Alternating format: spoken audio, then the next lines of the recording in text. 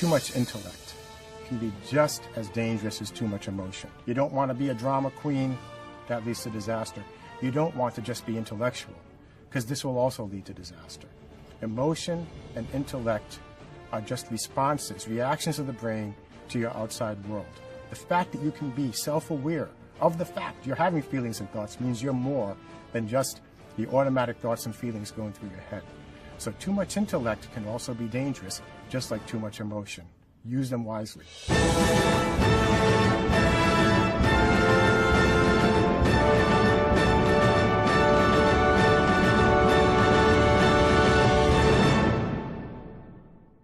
So Rudy, there's been, of course, over 1,000 papers only in the last 2 decades on the beneficial effects of meditation on our biology, on our biochemistry. We know the metabolic rate goes down. We know that the immune system seems to optimize. We know that cortisol levels decrease, adrenaline decreases. Overall, there's a general sense of well-being. But I think what meditation also does in the brain anyway, it increases gamma synchrony, it increases the coherence in the brain, other than decreasing the metabolic rate in the body, and that has beneficial effects. And I want to ask you, first of all, does quietening the mind enhance our ability to remember, to memory? And does sleep do that as well? Because recently I've heard a lot about how you need to get out of the default mode in order to repair your body, so you have to reboot the brain. Talk to me a little bit about delta waves, default, meditation, sleep. How is this so important? Well, most of us experience at any moment an internal monologue in the brain. In other words, there is a conversation. This is framing your ego.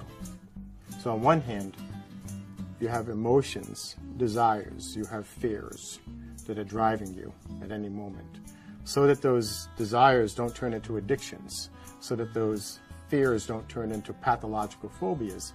Your ego is quelling everything, and it's happening all the time. In fact, it shortchanges your existence really, because you're limited to these words. So with meditation, you call this the default mode? Yes. When this is happening, your intellect is keeping your emotions in check.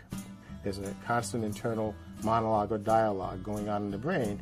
This is the default mode or default network of the brain. The computer is buzzing even though you're not using it. Yeah, you don't even know what's going on. Even when you daydream, that internal dialogue is working together, feelings and thoughts, all part of this system of your ego that keeps you sane, so to speak.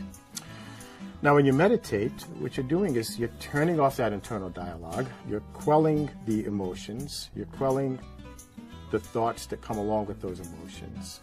You're clearing the brain into a quiet space so that your mind can be quiet. At this point, everything's going to be much clearer. It's going to be opening channels of intuition in your brain, which many would argue is the next big part of the brain that's evolving, beyond the original instinctive brain, the emotional brain, the intellectual brain, now the intuitive brain. To get to that, turn off the bandwidth. Meditation allows you to do this, so you will have just a much clearer set of channels, whether you're recalling or recapitulating memories from the past, or whether you're trying to imagine what you might do in the future. You're in the now, you're in the present, quiet mind, and everything will be much more acute in terms of awareness, and now you're allowing intuition to bloom in your mind through your brain. So you're rebooting your brain. You're rebooting your brain, but that. you're also, it's more than that. You're allowing your brain to blossom into what many would argue is the next stage of evolution for the brain as it ties to mind. And that is promoting intuition by turning off the noise.